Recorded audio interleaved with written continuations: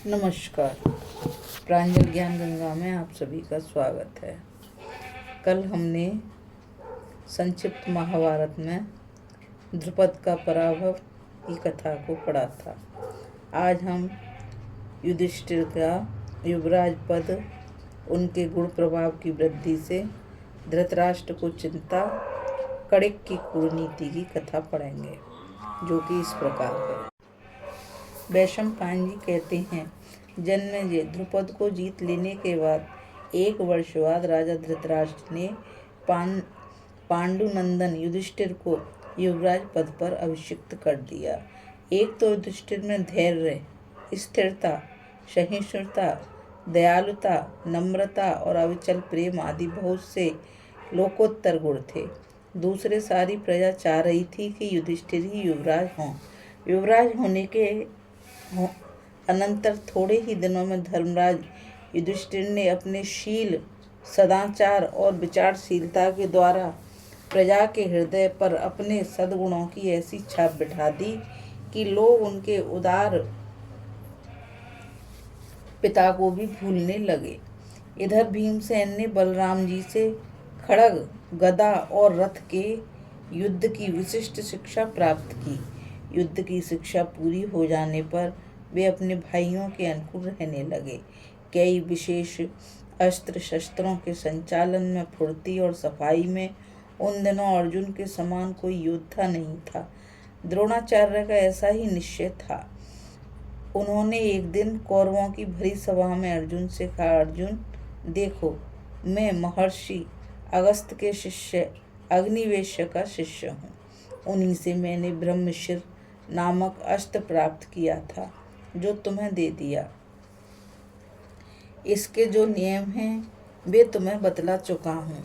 अब मुझे तुम अपने भाई बंधुओं के सामने यह गुरु दक्षिणा दो कि यदि युद्ध में मेरा और तुम्हारा मुकाबला हो तो तुम मुझसे लड़ने में भी मत हिचकिचाना। अर्जुन ने गुरुदेव की आज्ञा स्वीकार की और उनके चरणों का स्पर्श करके बाईं ओर से निकल गए। पृथ्वी में सर्वत्र यह बात फैल गई कि अर्जुन के समान श्रेष्ठ धनुर्धर और कोई नहीं है। भीमसेन और अर्जुन के समान ही सहदेव ने भी बृहस्पति से संपूर्ण नीति शास्त्र की शिक्षा ग्रहण की थी। अतिरथि नकुल भी बड़े विनीत और तरह तरह के युद्धों में कुशल थे। अर्जुन तो सौवीर देश के राजा दत्तामित्र को भी, जो बड़ा बली और मानी था, जिसने गंधर्वों का उपद्रव रहते हुए भी 3 वर्ष तक लगातार यज्ञ किया था और जिसे स्वयं राजा पांडु भी नहीं जीत सके थे, युद्ध में मार गिराया। इसके अतिरिक्त भीमसेन की सहायता से पूर्व दिशा और बिना किसी की सहायता के दक्षिण दिशा पर भी विजय प्राप्त कर ली। दूसरे राज्यों के धन वैभव कौरवों के राज्य में आने लगे। उनके राज्य की बड़ी वृद्धि हुई। देश देश में पांडवों की प्रसिद्धि हो गई और सब उनकी ओर आकर्षित होने लगे। यह सब देख सुनकर एकाएक धृतराष्ट्र के भाव में परिवर्तन हो गया। दूषित भाव के उद्रेक के कारण वे अत्यंत चिंतित रहने लगे। जब उनकी आतुरता अत्यंत बढ़ गई, तब उन्होंने अपने श्रेष्ठ मंत्री, राजनीति विशारद कड़िक को बुलाया। धृतराष्ट्र ने कहा, कड़िक, दिनों दिन पांडवों की बढ़ती ही होती जा रही है। मेरे चित्त में बड़ी जलन हो रही है। तुम निश्चित रूप से बतलाओ कि उनके साथ मुझे संधि करनी चाहिए या विग्रह। मैं तुम्हारी बात मानूंगा। कड़िक ने कहा, राजन, आप मेरी बात सुनिए, मुझ पर रुष्ट न होइएगा। राजा को सर्वदा दंड देने के लिए उद्यत रहना चाहिए और देव के भरोसे न रहकर पौरुष प्रकट करना चाहिए। अपने में कोई कमजोरी न आने दें और भी तो किसी को मालूम न होने दें। दूसरों की कमजोरी जानते रहें। यदि शत्रु का अनिष्ट आरंभ कर दें तो उसे बीच में न रोकें। कांटे की नोक भी यदि भीतर रह जाए तो बहुत दिनों तक मवाद देती रहती है। शत्रु को कमजोर समझकर आंख नहीं मूंद लेनी चाहिए। यदि समय है अनुकूल ना हो तो उसकी ओर से आंख बंद कर लें, परंतु सावधान रहें। सर्वदा शरणागत शत्रु पर भी दया नहीं दिखानी चाहिए। शत्रु के 3 मंत्र, बल और उत्साह, 5 सहाय सहायक साधन उपाय देश और काल का विभाग, तथा 7 साम दान भेद दंड माया इंद्रजालिक प्रयोग और शत्रु के गुप्त कार्य राज्यांगों को नष्ट करता रहे। जब तक समय अपने अनुकूल ना हो तब तक शत्रु को कंधे पर चढ़ाकर भी ढोया जा सकता है, परंतु समय आने पर मटके की तरह पटककर उसे फोड़ डालना चाहिए। साम दान दंड भेद आदि किसी भी उपाय से अपने शत्रु को नष्ट कर देना ही राजनीति का मूल मंत्र है।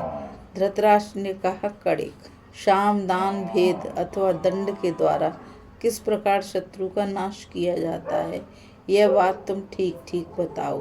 कड़िक ने कहा, महाराज, मैं आपको इस विषय में एक कथा सुनाता हूँ। किसी वन में एक बड़ा बुद्धिमान और स्वार्थ कोविद गीदड़ रहता था। उसके 4 सखा बाघ, चूहा, भेड़िया और नेवला भी वहीं रहते थे। एक दिन उन्होंने एक बड़ा बलवान और अट्टा कट्टा हरिणों का सरदार देखा। पहले तो उन्होंने उसे पकड़ने की चेष्टा की, परंतु असफल रहे। तदंतर उन लोगों ने आपस में विचार किया। गीदड़ ने कहा, यह हिरण दौड़ने में बड़ा फुर्तीला, जवान और चतुर है। भाई बाघ, तुमने इसे मारने की कई बार कोशिश की पर सफलता न मिली। अब ऐसा उपाय किया जाए कि जब यह हिरण सो रहा हो तो चूहा भाई जाकर धीरे धीरे इसका पैर कुतर ले, फिर आप पकड़ लीजिए तथा हम सब मिलकर इसे मौत से खा जाएं। सबने मिलजुल कर वैसा ही किया। हिरण मर गया। खाने के समय गीदड़ ने कहा, अच्छा, अब तुम लोग स्नान कराओ, मैं इसकी देखभाल करता हूँ। इसके चले जाने पर गीदड़ मन ही मन कुछ विचार करने लगा। जब तक बलवान बाघ स्नान करके नदी से लौट आया, गीदड़ को चिंतित देखकर बाघ ने पूछा, मेरे चतुर मित्र, तुम किस उधेड़ बुन में पड़े हो? आओ इस हिरण को खाकर हम लोग मौज करें। गीदड़ ने कहा, बलवान बाघ भाई, चूहे ने मुझसे कहा है कि बाघ के बल को धिक्कार है। हिरण को मैंने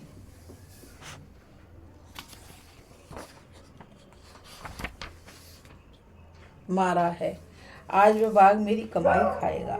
सो भाई, उसकी यह घमंड भरी बात सुनकर मैं तो अब हिरण को खाना अच्छा नहीं समझता। बाघ ने कहा, अच्छा, ऐसी बात है, उसने तो मेरी आंखें खोल दी। अब मैं अपने बूते पर पशुओं को मारकर खाऊंगा। यह कहकर बाघ चला गया। उसी समय चूहा आया। गीदड़ ने कहा, चूहा भाई, नेवला मुझसे कह रहा था कि बाघ के काटने से हरिण के मांस में जहर मिल गया है, सो मैं तो इसे खाऊंगा नहीं। यदि तुम कहो तो मैं चूहे को खा जाऊं। अब तुम जैसा ठीक समझो करो। चूहा डरकर अपने बिल में घुस गया। अब भेड़िए की बारी आई। गीदड़ ने कहा, भेड़िया भाई, आज बाघ तुम पर बहुत नाराज हो गया है। मुझे तो तुम्हारा भला नहीं दिखता। वह अभी बाघिन के साथ यहाँ आएगा, जो ठीक समझो करो। भेड़िया दुम दबाकर भाग निकला। तब तक नेवला आया। गीदड़ ने कहा, देख रे नेवले, मैंने लड़कर बाघ, भेड़िए और चूहे को भगा दिया है। यदि तुझे कुछ घमंड हो तो आ मुझसे लड़ ले और हरिण का मांस खा। नेवले ने कहा, जब सभी तुमसे हार गए तो मैं तुमसे लड़ने की हिम्मत कैसे करूं। वह भी चला गया। अब गीदड़ अकेला ही मांस खाने लगा। राजन, चतुर राजा के लिए भी ऐसी ही बात है। डरपोक को भयभीत कर दें, शूरवीर को हाथ जोड़ दें, लोभी को कुछ दे दें और बराबर तथा कमजोर को पराक्रम दिखाकर वश में कर लें। शत्रु चाहे कोई भी हो, उसे मार डालना चाहिए। सौगंध खाकर और धन के लालच देकर, जहर या धोखे से भी शत्रु को ले बीतना चाहिए। मन में देश रहने पर भी मुस्कुराकर बातचीत करनी चाहिए। मारने की इच्छा रखता और मारता हुआ भी मीठा ही बोले। मारकर कृपा करे, अफसोस करे और रोवे। शत्रु को संतुष्ट रखे, परंतु उसकी चूक देखते ही चढ़ बैठे। जिन पर शंका नहीं होती उन्हीं पर अधिक शंका करनी चाहिए। वैसे लोग अधिक धोखा देते हैं। जो विश्वास पात्र नहीं है उन पर तो विश्वास नहीं ही करना चाहिए। जो विश्वास पात्र है उन पर भी विश्वास नहीं करना चाहिए। शर्वर्थ, पाखंडी, तपस्वी आदि के वेश में परीक्षित गुप्तचर रखने चाहिए। परीक्षित गुप्तचर रखने चाहिए। बगीचे, टहलने के स्थान, मंदिर, सड़क, तीर्थ, चौराहे, कुएं, पहाड़, जंगल और सभी भीड़ भाड़ के स्थानों में गुप्तचरों को अदलते बदलते रहना चाहिए।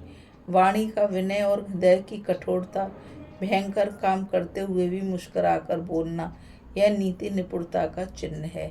हाथ जोड़ना, सौगंध खाना, आश्वासन देना, पैर छूना और आशा बांधना, यही सब ऐश्वर्य प्राप्ति के उपाय हैं। जो अपने शत्रु से संधि करके निश्चित हो जाता है, उसका होश तब ठिकाने आता है जब उसका सर्वनाश हो जाता है। अपनी बातें केवल शत्रु से ही नहीं, मित्र से भी छिपानी चाहिए। किसी को आशा दें भी तो बहुत दिनों की, बीच में अड़चन डाल दें, कारण पर कारण गढ़ता जाएं। राजन, आपको पांडु पुत्रों से अपनी रक्षा करनी चाहिए। वे दुर्योधन आदि से बलवान हैं। आप ऐसा उपाय कीजिए कि उनसे कोई भी भय न रहे और पीछे पश्चाताप भी न करना पड़े। इससे अधिक और मैं क्या कहूँ। यह कहकर कड़िक अपने घर चला गया। धृतराष्ट्र और भी चिंतातुर होकर सोच विचार करने लगा। अभी आप इस कथा में युधिष्ठिर का युवराज पद, उनके गुण प्रभाव की वृद्धि से धृतराष्ट्र को चिंता और कड़िक की कूटनीति की कथा सुन रहे थे। अब इस कथा में आगे पांडवों को वारणावत जाने की आज्ञा की कथा पढ़ेंगे। इस कथा में आज बस इतना ही। अब मैं आप सभी से यही कहूँगी कि इस चैनल को ज़्यादा से ज़्यादा लाइक, शेयर और सब्सक्राइब कीजिए ताकि यह कथा अधिक से अधिक लोगों तक पहुंच सके और अधिक से अधिक लोग इसका लाभ उठा सकें। इस कथा में आज बस इतना ही। मुझ गीता रावत को आज्ञा दीजिए। नमस्कार। राधे राधे। जय श्री कृष्ण।